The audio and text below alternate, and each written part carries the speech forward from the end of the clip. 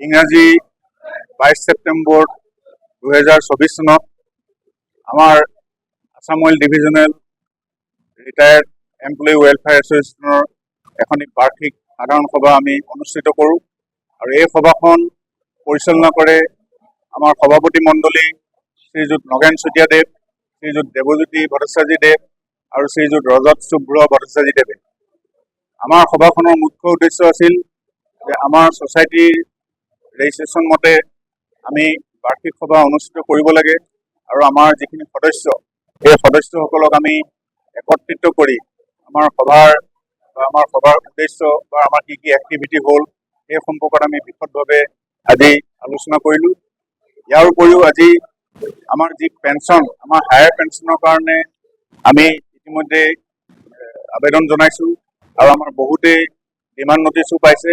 এই হায়াৰ পেঞ্চনৰ যিটো কেলকুলেশ্যন এই সম্পৰ্কত PF অফিচ বা আমাৰ AOD মেনেজমেণ্টে কোনো ধৰণৰ আমাক হিচাপ দাখিল কৰা নাই, যদিও আমি বিভিন্ন সূত্ৰৰ পৰা আৰু PF অফিচৰ আৰু PFৰ আমি ৱেবছাইটৰ পৰা আমি এটা পেঞ্চনৰ হায়াৰ পেঞ্চনৰ হিচাপ আমি উলিয়াই পেলাই আজি প্ৰত্যেককে আমি এখন এখন চিট আমি প্ৰদান কৰিছোঁ আৰু আমি আজি এই সভাতে এটা PRM post retirement medical scheme, এই স্কিমটো আমাৰ 2012 চনতে আমাৰ লাগু হোৱা, আজিলৈকে এইটো ৰিভিউ হোৱা নাই।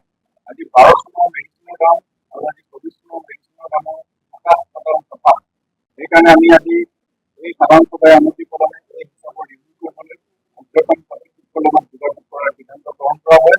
আৰু দ্বিতীয়টো আমি ৰিজলিউশ্যন লওঁ যে আমাৰ যিবোৰে আপোনালোক সকলোৱে পৰিচিত শ্ৰমিক নেতা মোহন ডেকাৰ ভগ্নী নলিনী ডেকাৰ কেঞ্চাৰ ৰোগৰ চিকিৎসাৰ বাবে আমাৰ এছ'চিয়েশ্যনৰ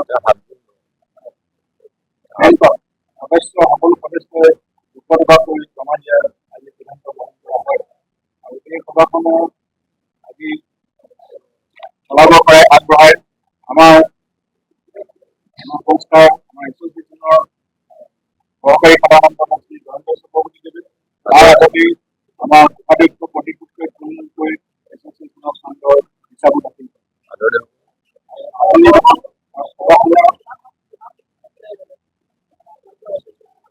আমাৰ আজি এতিয়ালৈকে আমাৰ এই বছৰ মেম্বাৰ হৈছে 170 জন আৰু এই সভাখনৰ আজি আৰম্ভণিতে আদৰণি ভাষণ পাঠ কৰে আমাৰ এক্সিকিউটিভ মেম্বাৰ শ্ৰীযুত প্ৰণৱ কুমাৰ গগৈয়ে। ধন্যবাদ।